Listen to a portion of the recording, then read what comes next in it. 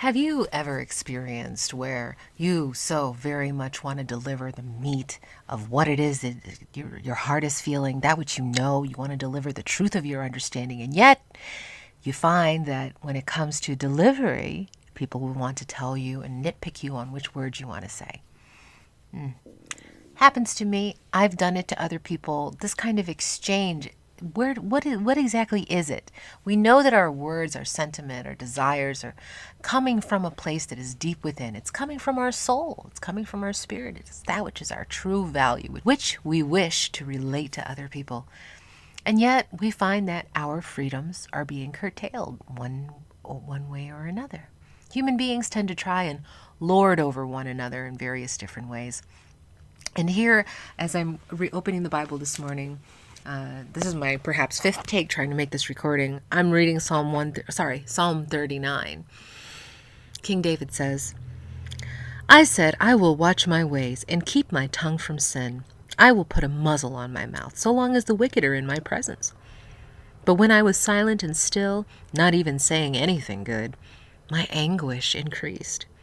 My heart grew hot within me, and as I meditated, the fire burned. Then I spoke with my tongue. Show me, O Lord, my life's end, and the number of my days. Let me know how fleeting is my life. You have made my days a mere handbreadth. The span of my years is as nothing before you. Every man's life is but a breath. Selah." Now, I could read this whole thing, but I won't. Just these first 5 verses are of particular poignance to me. This is what's jumping out at me this morning. And I'm reminded of how my rabbis were saying Yirat Adam versus Yirat Adonai. Fear of man versus fear of God. And this battle, this tug of war that we experience on a day-to-day basis, as Christians, we have the light of dawn within us. And we know that the light that other people see is as a result of the sun in our lives. Yet they would have us omit the sun in order to gain the benefit of his light only. And isn't that a wonder? How do we deal with this? How do you walk in a godless society?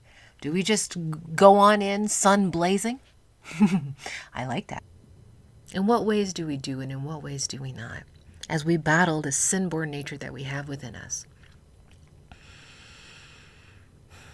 It's amazing because in this day and age, as I'm speaking about the 4 freedoms, I see how I myself tend to shortchange that in various different ways, and I don't like it. The common sentiment today is to move our nation further and further away from God. And I'm sorry, that's just not possible. It's in our DNA. When the Pilgrims were fleeing their countries and they're coming over on the Mayflower, there was praying involved. Who were they praying to? The God of Abraham, Isaac, and Jacob. What were they fleeing from? Ungodly societies. The United States was born on the prayers of the faithful, on the prayers of the righteous. Okay? So for everybody who wants to say, oh, well, we're just so chic and vogue right now. We're becoming like, you guys want to be like the other nations? Really? Really? You have either an ideology that says that man is created in the image of God. And then you have an ideology that says man is created in the image that I make him into. Those 2 ideologies are eventually going to clash. And you're trying to tell me that the God of the universe, who knows the hearts of men, as this nation is being founded, did not have the intention to shape us in a direction that we might be blessed to be the first ones to have these freedoms, that we might be able to share it with the world? That was Roosevelt's sentiment. That was our forefathers' sentiment. All of the blood that was shed in order for us to experience these freedoms. In fact, there was so much bloodshed. You would think that we ought to be satisfied right now with where we're at. And yet, no, we've turned a corner somewhere and we've fallen far from the mark. In fact, now Christians who are made in the image of God are trying to please men who have decided that they wish to walk in their own ways. And we know that on the other side of that equation is just nothing but dissatisfaction, destruction, death. We know that that's on the other end. So why do we tie our tongues? Why do we muzzle ourselves? For what purpose? In order to make things nicey-nicey? To make other people comfortable? Are we supposed to be asleep? Do you let people sleep when it's the middle of the day? Some might call that a kindness. I call that a travesty. And I myself am guilty of it in one way or another. Anyhow, this topic has been heavy on my heart, and I wanted to go ahead and speak that before I give my rendition of my pitch regarding the Henry Ford Roosevelt Rockwell and Four Freedoms exhibit.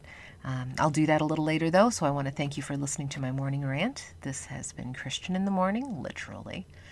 And may Yeshua bless you. May his face shine upon you.